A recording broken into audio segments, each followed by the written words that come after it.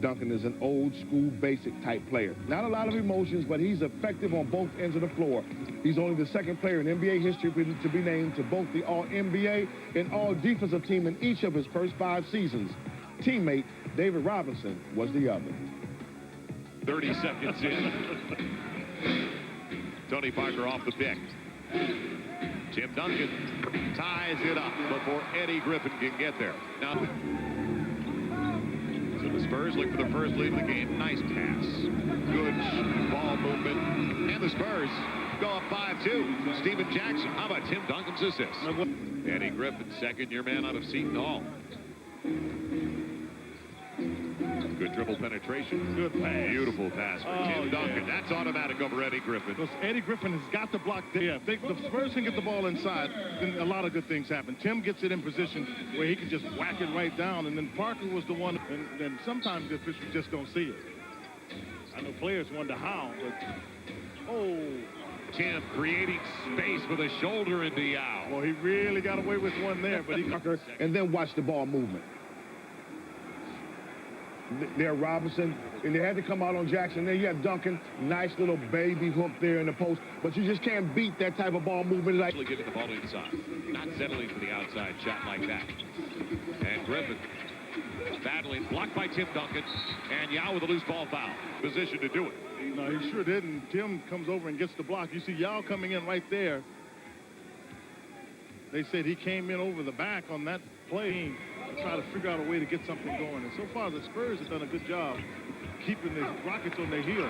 Cato just lost it on his way up. Tim Duncan took it away.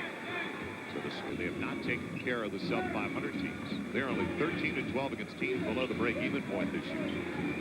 Cato, tomahawk chop, and Tim makes him pay. Like it's nothing. Fundamentally uses the backboard. Let's take a look at him here, getting some good position. Kelvin Cato is a very good shot blocker, takes a swat at him there. But look at that. That is so pretty. Off the glass. Beautiful. Is it going to be points off a giveaway? Parker back into the game as well. Trying to keep up. Francis took it away. Here comes the twosome. Ginobili and Parker. Tony on the reverse. Use the basket to protect the ball. Covered a lot of territory on that. That's good when it's got a timeout, but you talked about how quick they are in the transition on takeaways. Yeah, well, you got your two guards out here. You're athletic at that position. You see Tony, watch. He never puts it down. Uses the rack, gets the finish. Spurs up 12. Plenty of time on the shot clock, though, for Tony Parker off the rub from David Robinson. David wants to go low to Tim Duncan. Beautiful pass, David. Boy, you need 7 feet to send it over the top like that. A little high-low for the Spurs. Very effective start and another assist. Tim Duncan with a block. Posey should know better than that. Because when Tony takes off, you want to get a chance to see how the defense is going to play. Now, you see Yao Ming goes back there. That leaves David able to make a pass over the top.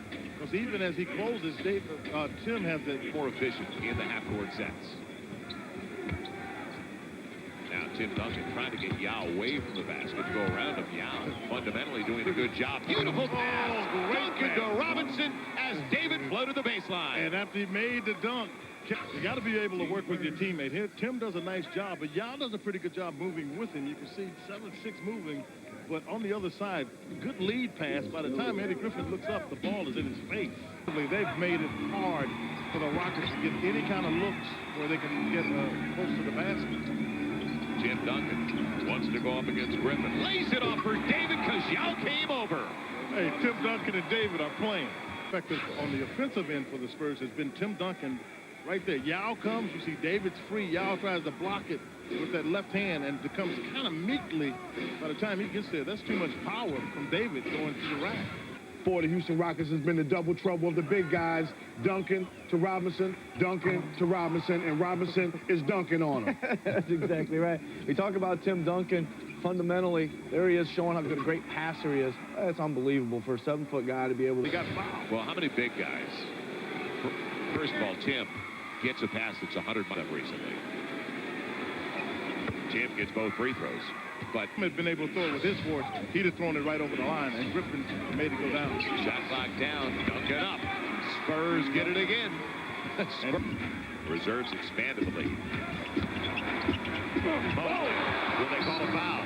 It's knocked out of bounds on the block by Tim Duncan. Because Tim may have got it. Watch the right arm.